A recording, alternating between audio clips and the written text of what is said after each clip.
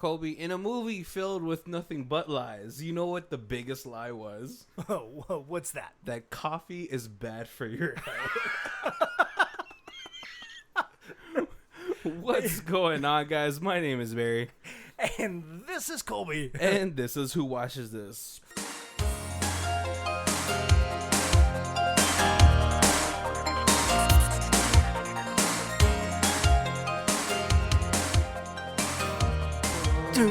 Theme music.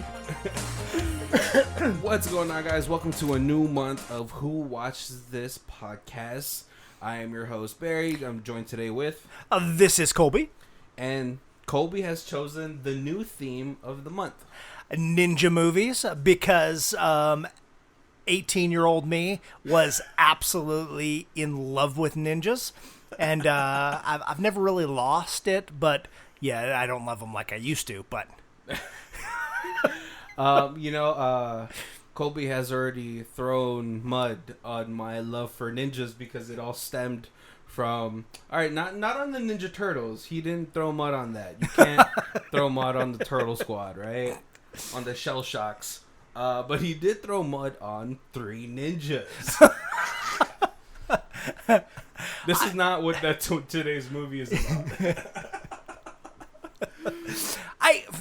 Maybe it's been a long time since I've seen 3 Ninjas. Maybe I was already too old to have watched it. Oh, yeah. I think that came out maybe like 96, 98. Right. So I was like already 21. Yeah. Then you shouldn't be watching little kids play ninja at that age. But did you watch, which I had on Laserdisc. Now, children, if you don't know what a Laserdisc is, it's a disc big enough to decapitate a human head. But what I did have in Laserdisc was Surf Ninjas. Oh, so I remember Surf Ninjas. Right, with Ray Boy Jones Jr. I forgot. He was also in Ninja Turtles 2. Yes, yeah. Yeah, he was the Asian. He was the Filipino guy. You know, he's one of the only Filipino actors I could look up, and he was only like in a handful of movies. And I liked him, man. I thought he was going places. Too short. But apparently ninja movies kind of faded. Right. And then, I feel like he was charismatic enough to be in other things, but, it's hard when you're, like, too short, the older he got, but he's still, like, a little bit of too much of the same. Right. We all find our pockets. I think he went into stunt work after that. Okay. Like, so, and his whole family does like martial arts stuff. So right, but he was a cute kid back in the day. I don't know. Maybe he grew out of that, but from the looks, I assumed that he would have at least through his early 30s career. Right. I mean, what's it called? Like, but I think he really just he's like maybe he just felt like he can get more work as a stunt person. Like he was in The Rundown with The Rock. He was one of the Colombian fighters. Okay, yeah. You remember him? He was the one that gave The Rock the most trouble. Yes. Right? So I don't think I realized it was him, but I totally remember that part. It's weird because it's like the Rundown was 2008 maybe. Around that time with Sean William Scott was still pretty popular. Maybe 2006. Yeah. But at that time he's a little bit older now, probably like in his late 30s, but still look great. Right. They said the same thing about Rufio. Yes. Yeah, in interviews, this is completely not a part of this movie, but I just want to drop this little nugget of knowledge since it's when we're filming this, it's Asian American Month. But Dante Bosco, directors and stuff, like he was such a good actor, like coming out acting next to Robin Williams, right, and keeping up. Yeah. But he had said that directors had told him, if you're just white or black, you easily could have sold you as a main character. But unfortunately, that's rough, right? But hey, the Boscos also were like one of the Filipino families that Asian people could look up to. So much talent kind of got wasted because of that. I don't know, stereotypes or whatever. Yeah. Or typecasting. Yeah, it's just, hey, it all comes slowly. We're slowly getting there. Right. Which is, awesome. Getting more of a voice, so that's cool. And we're getting out of pigeonholed movies, you know. Like this one. Just kidding. I was just gonna say Marvel's doing Shang-Chi, Master of Kung Fu, and that kind of throws you right back in that pigeonhole. But exactly, you know, and also one thing I gotta say, listen, Hollywood, you know, I love Awkwafina. She's a great actress. I remember her, like I remember her from her early rap career, when she had that music video with Margaret Cho. I was like, oh man. More valid, right? You got Margaret Cho on there, right? One of the old school Asian American entertainers. But you know, you don't have to put her in every movie. I'm pretty sure there's other Asian actresses out there that want to get seen as well. It's rough because she's coming out of that. I think like it won like some awards or is just highly recognized. That the movie where she like her and her family go to like China and she gets back to her roots or something like that. Something like that. I know that's where a lot of her visibility is coming from. Okay. She also had the TV show Nora from Queens. Okay, yeah. She just has high visibility. So does Shang-Chi, one of the stars of Kim's Conveniences. Have you seen it? I have not seen that. Hilarious. Okay. Hilarious show. But let's get into today's movie. And this is a movie from Colby's what would you say, teenage? Yes, kid? Yeah. So when I was young, started into the ninja movies, and then so like there was basically the trilogy that didn't at all go together, but it was a star that SHO Kosugi was like this was my ninja, and so we. So he started in Enter the Ninja. Yeah. And then Revenge of the Ninja. And then Ninja 3, The Domination. And Enter the Ninja was kind of like, we're going to introduce America to ninjas. Yeah. A little slow, not bad. Mm-hmm. Revenge of the Ninja, really, really good. And then Ninja 3, absolutely over-the-top ridiculous. Well, one of the things... Like, I have to note, for anyone who's into ninjas, right? You know ninja is attacking in broad daylight. Right. And they don't even care. They don't care to give you any backstory. Yeah. There's no reason why this ninja is attacking this poor guy on a golf course, except for he's a scientist.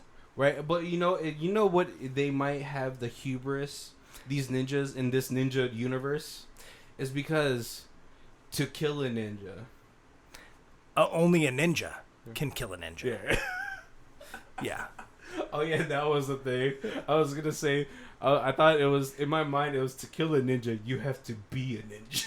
That also would be true, right? Which could also, anyone who's a big SHO Kosugi fan.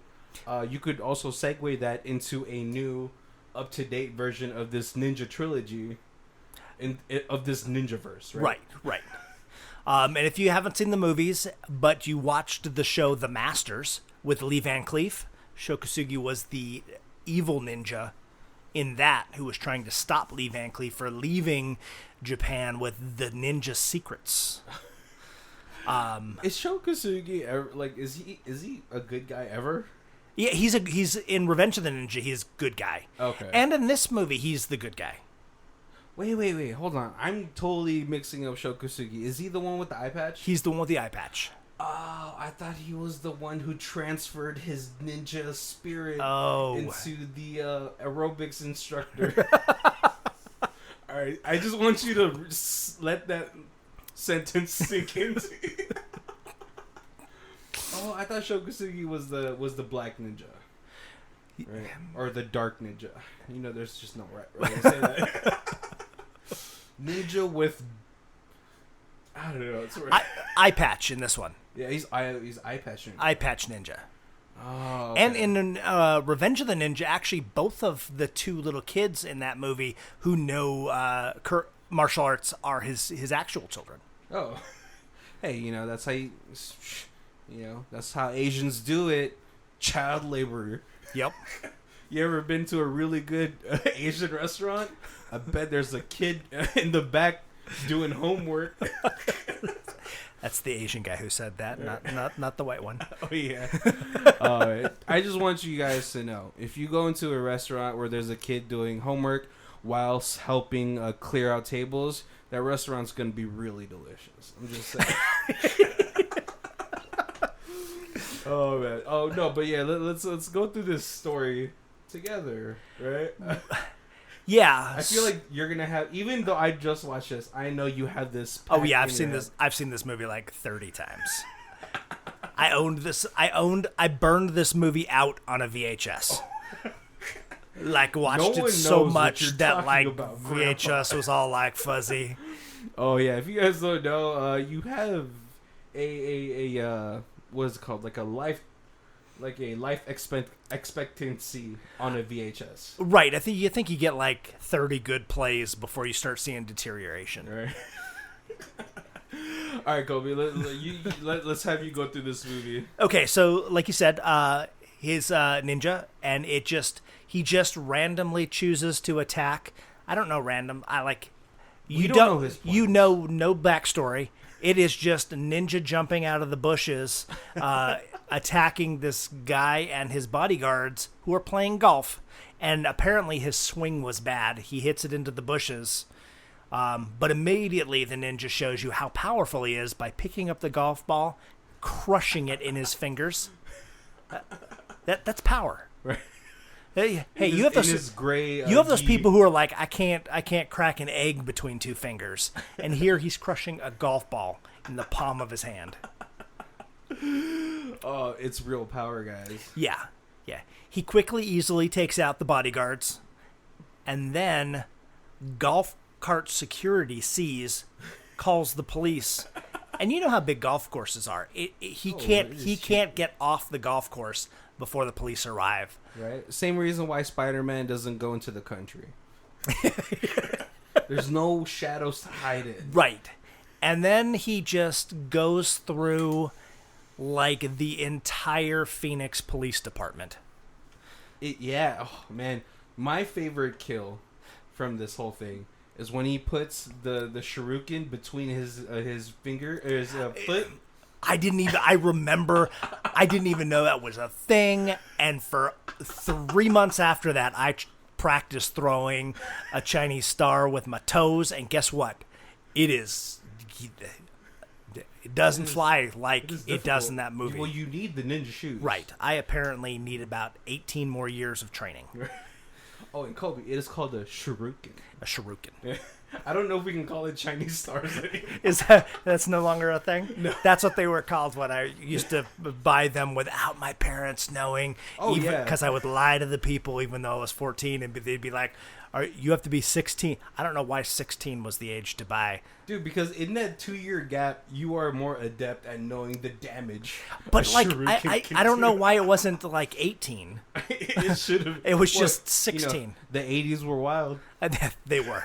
But yeah, I remember going in at like 14 and being like, yes, I am a 16-year-old, but I do not have a driver's license. I would like to buy this throwing star. Hey, you know what though? Even up to like 2004, I believe, the outlet mall here in Las Vegas had weapon stands. Yes. Right? And now you gotta wait till like Ren Fair comes. I know, it sucks. You know, I bought a what's it called? A retractable nunchuck. Oh, right. I still have that. It is. So growing up, my whole thing was the nunchucks. Okay. So I started with the foam. I got the bamboo ones, and I was like, oh, I want one that's retractable. Really, it's just two like police batons with the chain in the middle. It is very dangerous. I used to carry that around when I was like 16. Okay. Because I had the foam ones. It was like the hard plastic pipe with the foam. And I had hurt myself enough practicing with that I never went to wood. I figured I'd give myself a concussion if I went to like... Oh, but that's how you learn. I'm like, I'm unattractive enough. I don't need scars on my face. Oh, but scars make you cool. So especially in the 80s. No, that's true. That's like, me and my cousin snuck into this motorcycle bar, got into a fight. This scar, but you should see the other guys. It's true. That may have given me more luck in high school. All right, but how do we get into the possession, right?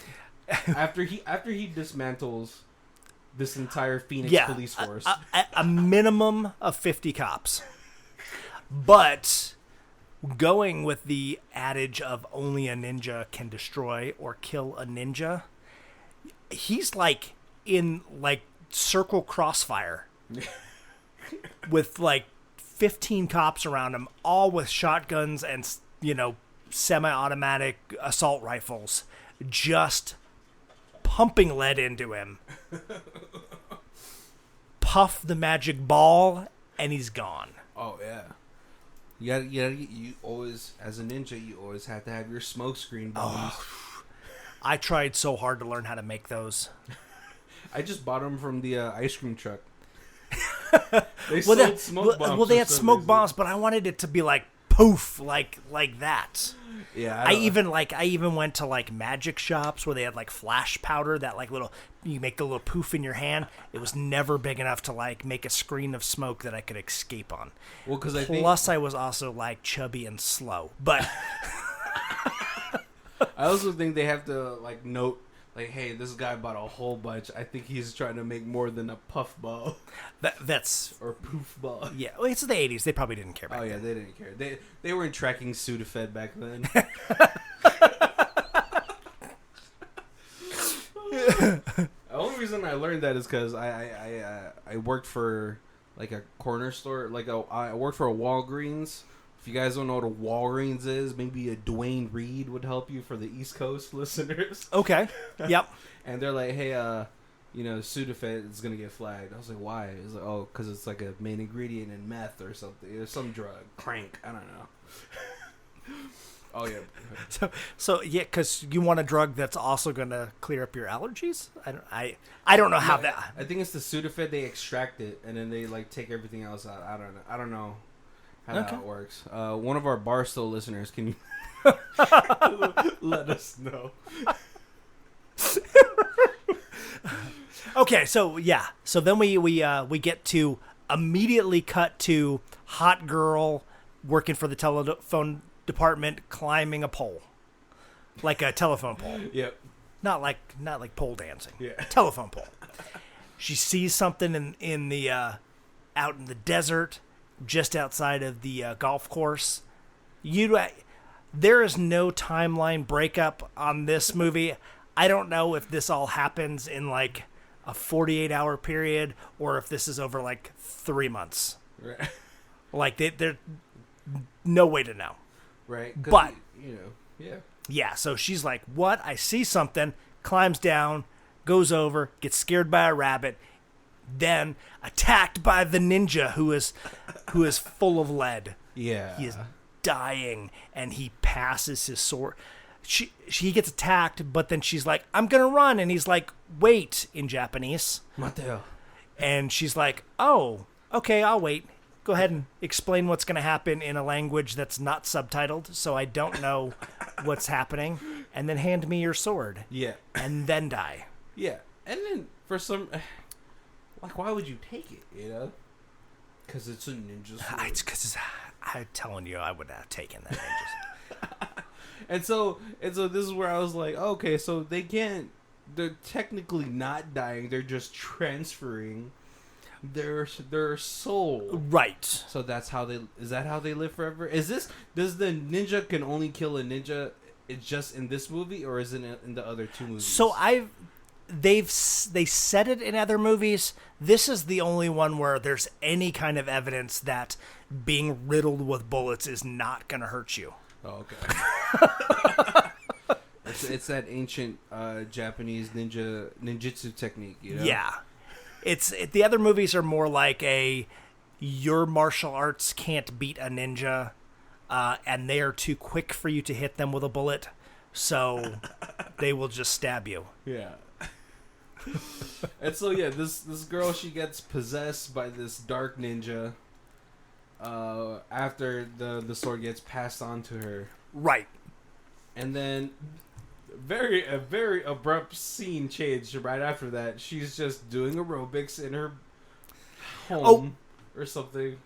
So she's doing no, because she's at her apartment or something. Yeah, she's doing some home aerobics. Yeah. And then like she's all like, "Ooh, what do you have this ninja sword for?"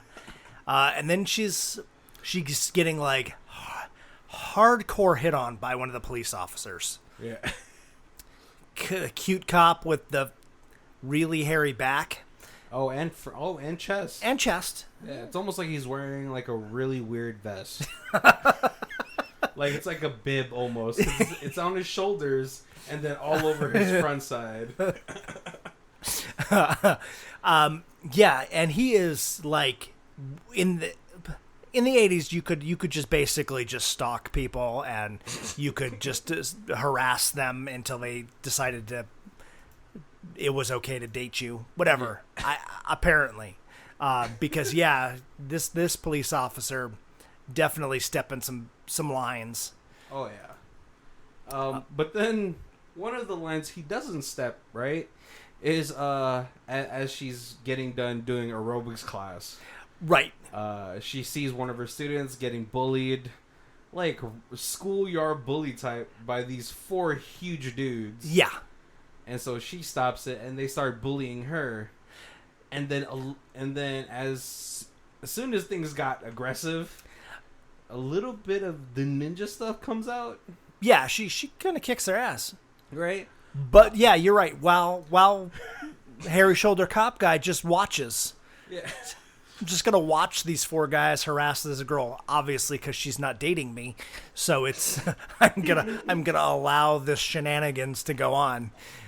Well, I'm pretty sure he was just waiting for her to come into a much more dire situation. He was like, "Oh, when do I jump in?" And then step in and be the hero. I'm a cop. Oh, you better stop harassing. You're right. Right, but it never happens. And then since she beats them up, he chooses to arrest her instead of the bullies. It was the only way that he could take her somewhere. Right. Another form of abuse of power. Right. But then as they're going home, she sort of berates him for being a cop. Like, I guess she has... Well, I guess because of the Japanese ninja spirit that was... Right, because at this point there's 6 police officers that were the ones who laid the most lead into the ninja who didn't die, who transferred. So she keeps getting flashbacks of these 6 police officers, and she doesn't know why yet. Yeah, but she hates cops. Cops. And because of that, he's just like, you know what? Fine, get out of my car because you're such a cop hater. and that just gets her so randy. She's so hot. Right? You're going to throw me out of your car? Well, take me back to my house because I need to take a shower and then molest you. Which she does. And this is one of the weirdest sex scenes for me. And I was just like, as I was watching this, I was like, I need to ask Colby about this. So, in the 80s, were just women pouring V8 juice all over themselves? To me, that is... V8 juice is not good. I don't think it would be a turn-on if you poured V8 juice on yourself. Because, man, it amps the sex scene up after the V8 juice is all over her freshly showered body. Right, and her very light pink shirt and white underwear. Right. I'm like, what? You're going to just stain up the bed. Come on. You use a clear liquid. Let's do some champagne or something. Right. You know? It is such a strange... I was just like, did she just pour V8 juice all over? No one wants vegetable juice to lick off a body. I was young in the 80s. Maybe that was a thing that we, as a society, quickly grew out of. And at least a Zima. When's the last time you heard about Zima? If you guys don't know what a Zima is, I'm gonna have Kobe explain that one. It was a clear beer. Oh, it was yeah, like Crystal Pepsi, but like it was not really beer, but it also really wasn't like a wine cooler. Yeah. Because it was like still made like beer, I guess. Yeah, it was a weird time for beer. But it was like a sweet beer.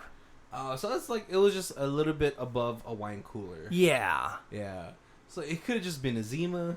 Right. Because at worst come to worst, you just have to wash it and get the sticky. Well, Right. But at least it's clear. It's not staining up your sheets. Exactly. But after that night, she hears the calls from the ninja sword, right? Right. And she gets slightly possessed, and what's it called? In true like 80s possession style. There is the flash, lots of strobe lights, smoke coming out of her closet, lots of like blue and purple flashes. Yep. Yeah. And obviously Italian cop sleeps through it. He sleeps through it until he sleeps, and then he wakes up and he finds just her with a katana in her hand, and he's not freaked out. Right. Like, dude, you're sleeping, and this girl has a sharp as hell katana. Right. After 90% of the police force in the state has just been killed by an Asian assassin. But he's just like, oh, that's so hot. And she's like, yeah, I've been meaning to hang it on my wall. Oh, babe, don't get me started. And after this, really, the rest of this, after this, SHO Kosugi comes, right? Yes. From the airport. What's it called? And so, telephone girl or aerobics instructor girl, she, from time to time, as the movie progresses, she gets possessed by the ninja after she sees the cop. Each time she sees one of the other police officers, she then has this urge to kill them. And then she goes up to the mountains and she finds the magical rock that she can move, and then there's a glowing box underneath that's full of ninja toys. And I really got to say, though, I remember how impressed, because at this point in my life I had only seen black costume ninjas and white costume ninjas, and this was like desert sand colored ninja outfit, and I was like, that is the coolest thing ever. Desert Storm Ninja. I'm surprised they didn't have those in G.I. Joe. Desert Storm Snake Eyes. Right. I think during that time G.I. Joe was kind of not as big. Was it like calming down? It had already calmed down, I think. Oh, was it like huge in the 70s? Well, like 80s. 80s, okay. Yeah, and then Desert Storm was like early 90s. Yeah, okay. And so. But yeah, so periodically she gets possessed by this black ninja spirit. And she goes on these killing sprees while using her femme fatale. Right. Right. And weirdly, sexy eyes. Like when all you can see of her is her eyes, and they kind of, I hate to say, like they paint them out to look like Asian. Oh yeah, it's very racist. But it's like very mascara-y. Sexy. Yeah, sexy eyes. For Kobe, it's fine. For me, I was just like, are they trying to make her look Asian, or did they just want to give her the smoky eyed look? Because as we're looking on the screen right now, you guys can't see this. When she's in her Desert Storm outfit, no mascara, right? Right. But I think they try to make her look more Asian while she's possessed by the Asian ninja. dude? Yeah. So that I know, because like they even gave her some foundation to lighten up her skin, and then they gave her the heavy mascara, but more slanted. The 70s were wild, guys. Right. Or the 80s. and you're thinking about this movie and you're thinking, what, is SHO Kosugi the only big name in this movie? No, because this girl, big star. In the 80s? She's in Breakin' and Breakin' 2 Electric Boogaloo. Oh, yeah. She's in both of them. Okay. That's about all she's in. I thought you were going to talk about James Hong. Oh, yes. One of the super classic, just Asian, He is in, like, as many movies as Danny Trejo. Yeah. And, doesn't get the same... I want, what's it called? A James Hong action film. I want a James Hong, Danny Trejo buddy cop movie. We're just putting Danny Trejo with, like, you guys could do it together. I was thinking, well, because R.I.P.D. was James Hong and a hot blonde supermodel. But you throw Danny Trejo in there. That's a rockin' team. Oh man! And so Italian cop, obviously Italian cop. He starts to get suspicious because she's having lapse in time and all that stuff. So she's like, "Hey, I'm going to bring you to this mystic that I know." Right. Because there's somebody who works with the Asian department. Is that what he says? Yeah. Who swears by this mystic. So we're going to take you to see. And she's like, I don't believe in, like, possession and devils. And he's like, oh, come on. We're just going to go and check it out. Yeah, because you've been having some weird lapses in time, so... And like most psychic readings, as they walk in, they take her into the little back room. You meet James Hong, and they immediately, like, S&M bondage her up. Yeah, and she willingly lets them do it. I would be like, no, I'm all right. Yeah, because you're like, I don't know why I have lapses in memory, and they're like, yes, let's wrap you in chains. And for some reason, and buddy cop boyfriend's like, yeah, go for it. Yeah, I'll be on the other side of the room. It's fine. Obviously, Italian guy is just like, I'll be in the room. Don't worry. One of the things that kind of triggered me though is like, why does James Hong have like a nipple on his face?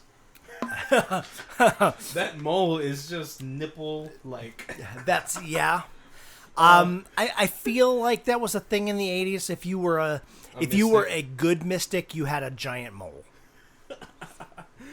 Oh man, but yeah, those are called the Black Ninja's spirit comes out, freaks James Hong and everybody else out. Right, and you at this point you really see the power of the spirit, because he lifts James Hong off the ground, throws him against the wall. Too powerful for James Hong. Rips the chains, like the arm chains, out of the wall. Man, what happens after that? Then he does the spinny Madoo. Yeah. Like the helicopter spin. Yeah.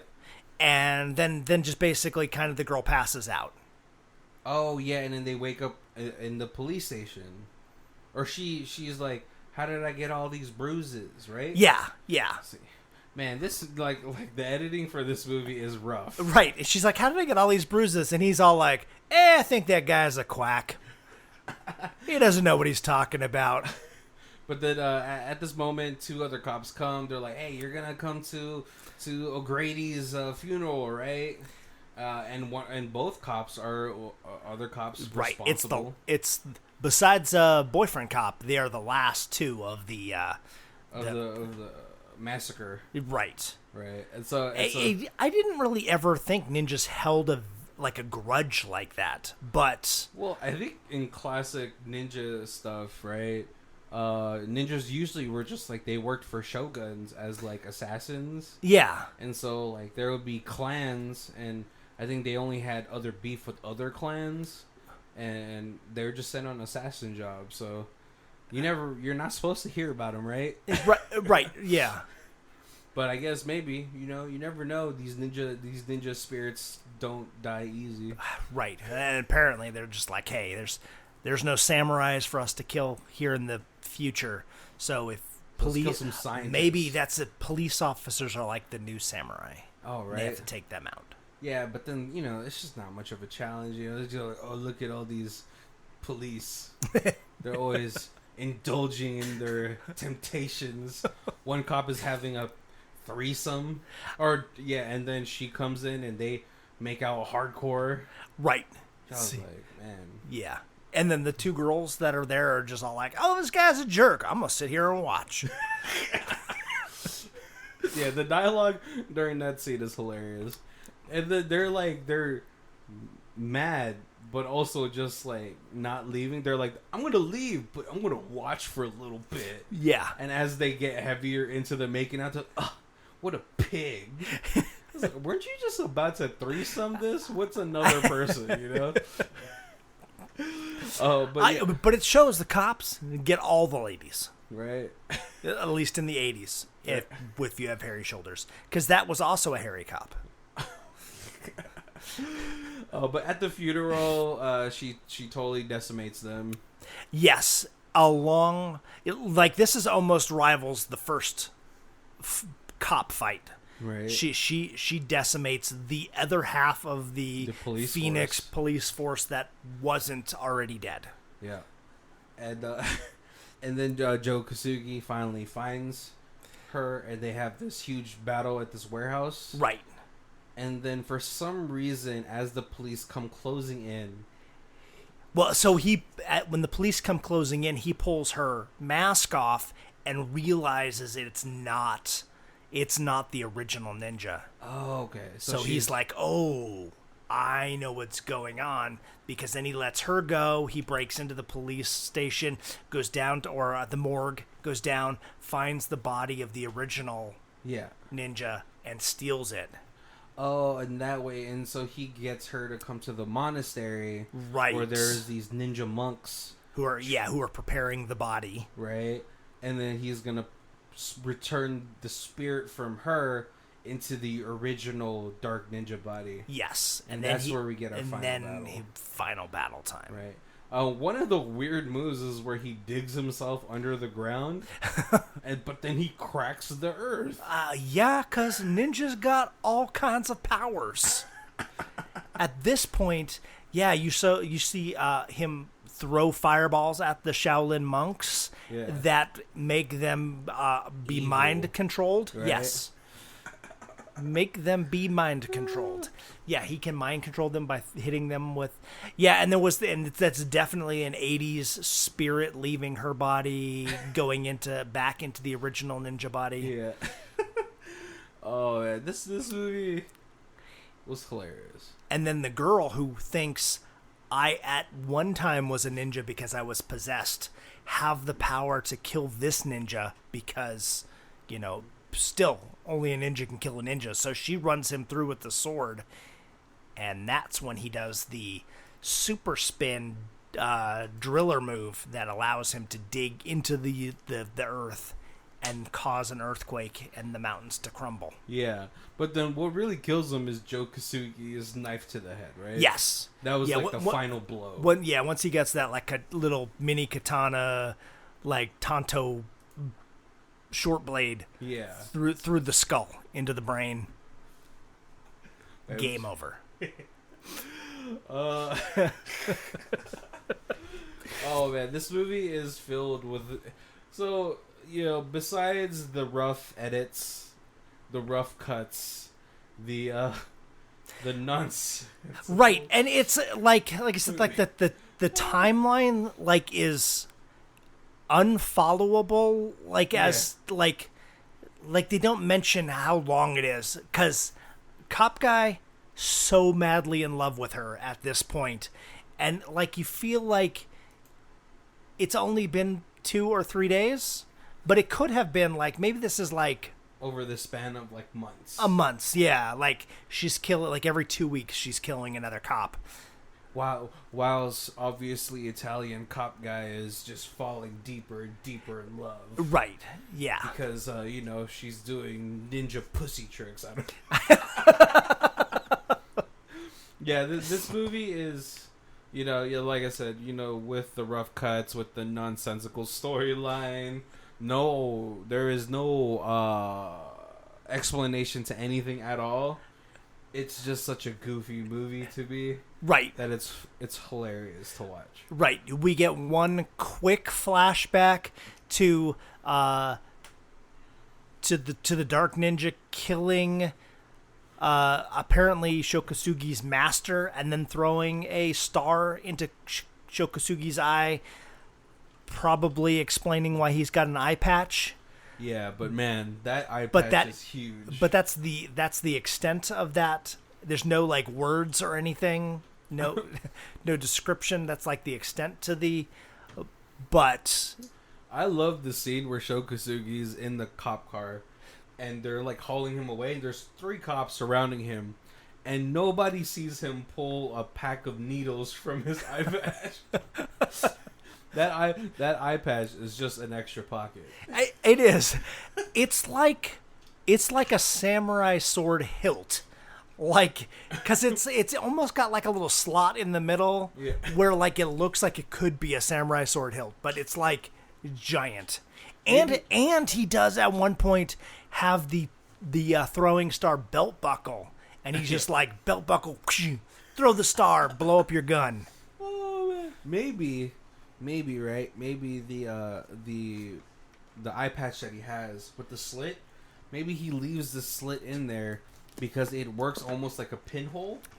You know when you're trying to focus on something? Okay. You put like you get like a small... So he's got like nasty like ground beef eye, but it still works. But it still works. Okay. Right? Because we never get a good look at it, right? Right.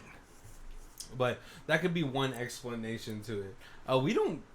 Honestly, we don't get enough of SHO Kosugi in this. No, he is really like he's the good guy, but he's like the not the main character.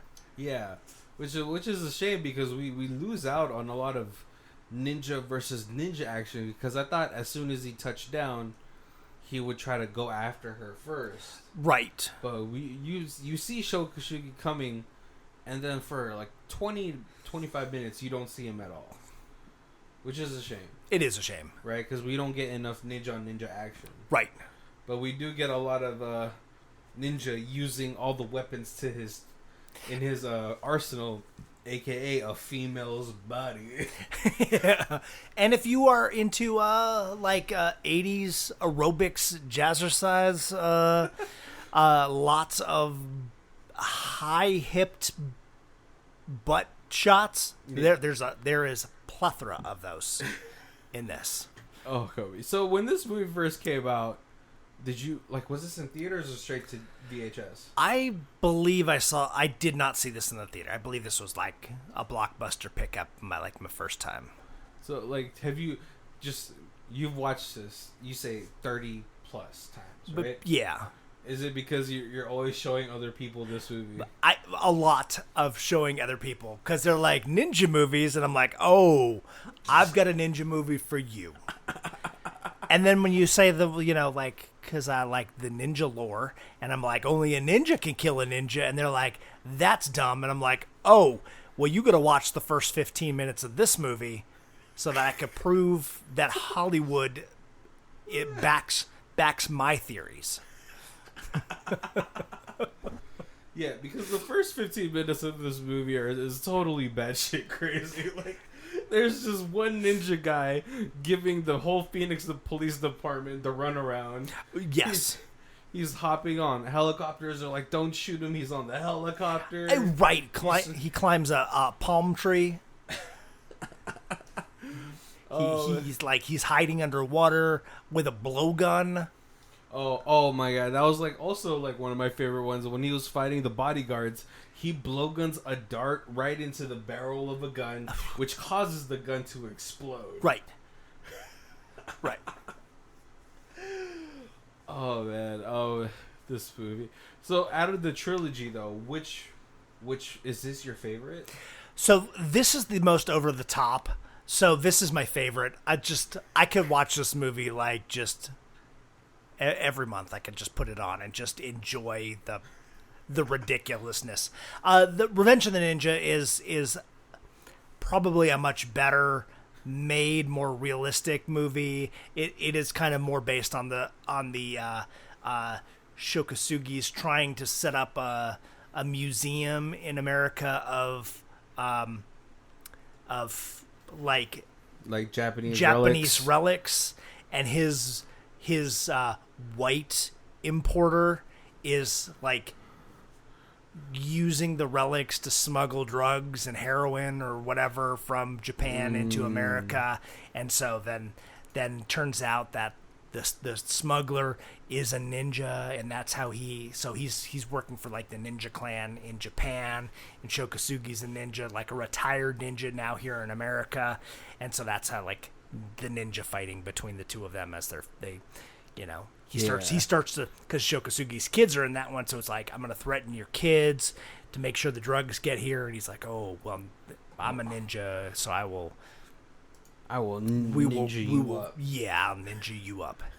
Okay, so this has to be the most prolific scene for me, is the sex scene with the V8 juice, right? It's obvious. It is obvious product placement.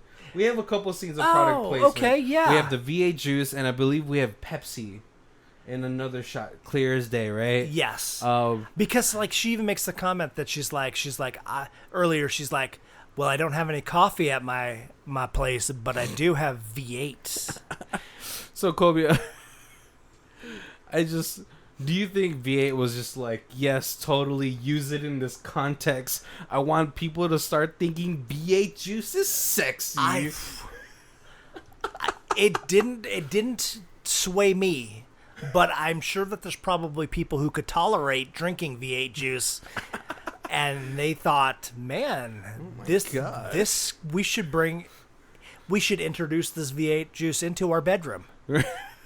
Also, do you think, right, for this sex scene, the main actress, I don't know her name, but do you think she would just like, listen, I'll pour the V8 juice all over me, but I'm not going to do it topless? Because this scene looks like it should be topless. Right. Right? Because there's no chill between her coming out of the shower, taking the towel off in front of him, but not showing the breasts, and then putting this soccer mom button up on. Right. Just like still hot. I feel like there's no blood in any of the fight scenes. Yeah, so this may be the let's skip. We'll just infer boobs and not show them, and that way we can keep the PG instead of going R. That way, this is a movie that you could share with the kids. I don't want to show my kid. I'll skip this scene just to make sure that none of my kids are like, oh, that's definitely what I want to do. I want to pour carrot juice all over a girl's titties. or if you have it, I want to put pineapple juice all over my titties. Right, and I'm like, really, like your target audience for ninjas is definitely like not drinking V8 juice. Is your teen audience? I feel like that's really your target audience. So I think that's probably why they want to keep it the PG over R. But yeah, I thought you were gonna say I was like I'm surprised they're not using like Mountain Dew. But hey, right? Because that's another thing. They may have been like, oh, hey, we're going to teen audience. Let's avoid the like soda, the hard alcohol. And we'll go with like a more healthy option. They could use sparkling cider. Yes. They're like, would you like? But how do you work that organically when it's not like Christmas, right? Would you like a sparkling cider? Right. Right. Yeah, it's rough, you know. And I guess like an orange juice or something would be really sticky. All right. Where this is like a little sticky, but like I don't know. I never had a V8 juice. I'm just trying to guess by the amount of sugar that would be in it. Yeah. Do people use V8 juice for Bloody Marys? Yes. Oh. I mean, you could. Okay, you could. Yeah. Gross. I also never got Bloody Marys. No. Never got them. Mm-mm. Like, why would you want that at all? Right. Tomato juice belongs on pizza. Yeah. That's it. I don't want any drink that I have to stir with a celery stick. Celery, also useless. Just water. It is just water and fiber. I'd rather just drink it if I needed fiber. Yeah. What is that, Metamucil? Prune juice. At least you could just dump a whole bunch of sugar in that. I find cherry juice helps to flush the bowels as well. Cherry juice? Cherry juice. Oh, okay. Well, if you just eat a whole bunch of cherries. That also. That helps. That helps. So it's all that skin that you have to eat with it, you know? Probably, yeah. Jesus. I remember, I think I saw someone, like, de-skinning a cherry. It's like, what's the point at this point? That's like de-skinning a strawberry. Or a grape. That's a lot of work for such a small fruit. Yeah, right? yeah. I get an apple, you know. Right. A watermelon. Yeah. But, like, anything smaller than the palm of my hand, it's just like, I would just stick the whole thing in your mouth, yeah. Right. That's not worth it. All right, guys, we're coming to our hour. If you guys, this is the first time you guys are joining us, thank you for joining us. It is a great month for you to join because it's going to be Ninja Month. But if this is the first time you guys are joining us, we do our ratings in 4 sections. We have Stream It, DVD It, Blu-ray It, and Ultimate Box Collection. And there's a trilogy, so there's your box collection. Oh, yeah. Yes. So I've owned this on VHS. I have owned it on DVD. I don't know where that DVD is. I'm not sure they ever put this on Blu-ray. There is a Blu-ray. Is there? Ooh. Yes. Here, let's. I'm pretty sure on Wikipedia it says that they had just released a Blu-ray. Yep, 2013 Scream Factory. One of our favorite factories because they re-release everything on Blu-ray. Right. And it is a combo pack. I love this movie. Like I said, this is definitely not the best ninja movie ever, but this is my favorite ninja movie ever. So yeah, I would either go Blu-ray or I would definitely do a 3-box combo with Enter and Revenge of the Ninja. I mean, SHO did a couple other ones. He did like Pray for Death. He did like one like From Hawaii with Love, which he's got a small part in. Oh, okay. But like Pray for Death is another good ninja movie. He was like the ninja name in for that like maybe 5 to 8 year period. Then you started getting like American Ninja kind of snuck in there. Yeah. And but he's the Kickstarter of the ninja craze. Yeah. Right. Great for him, you know. Especially during that time it was super hard to find work. So he got in with ninja stuff. For me, this is from Colby's childhood, so he has that love for it. So nostalgic. This is for me super hilarious, and I would show this to anybody that has even a slight interest in ninja stuff. But this would probably have to be one of the first ones I showed them. He's like, here, watch this one first, and then if you could find the charm of this movie, then we could graduate to other ninja flicks. Which I'm pretty sad that lately, or like for the last 20 plus years now, we've really slowed down on ninja film production.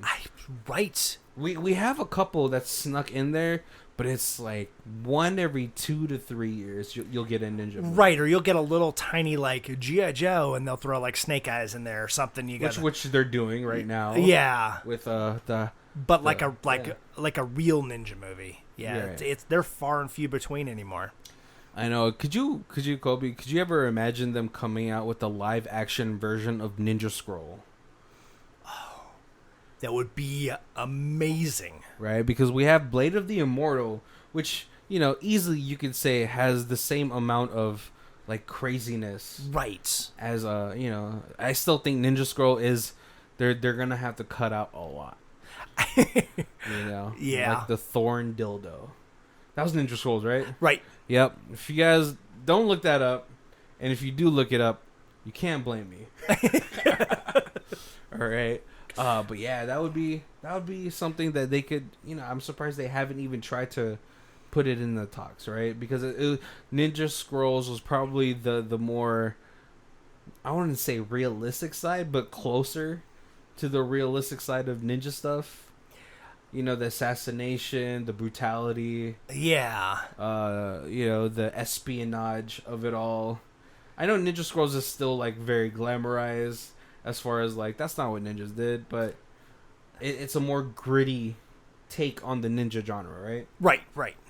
So it's like just like our last film for the month, hope you guys tune in for that one, because Colby has hailed it one of the best ninja movies, right? Yes, we'll round the month off. So this is my favorite ninja movie. We'll start with, and then we'll end the month with what I feel is probably the best ninja movie made. Right, best probably depiction as well too, right? Yeah, because I was like, oh yeah, that's pretty cool. Like that was like close to, like, you know, what the documentaries say, right? Oh, yeah. Of course, Hollywoodized, but. Yeah, but, you know, more than what we've gotten in the last 20 years.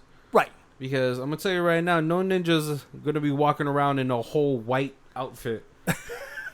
You spot that guy from a mile away. Like. All right, guys. Thank you guys for joining us today. My name is Barry. This is Colby. And this is Who Watches This. If you guys check out who does our theme music, it is Lee Rosevere. You can check out her Bandcamp down below. And then, of course, like us and share us and comment and give us suggestions. Follow us on Facebook. And, we love to hear from you. And, we love to interact. So you tell us some stuff and we'll tell you some stuff. Thank you.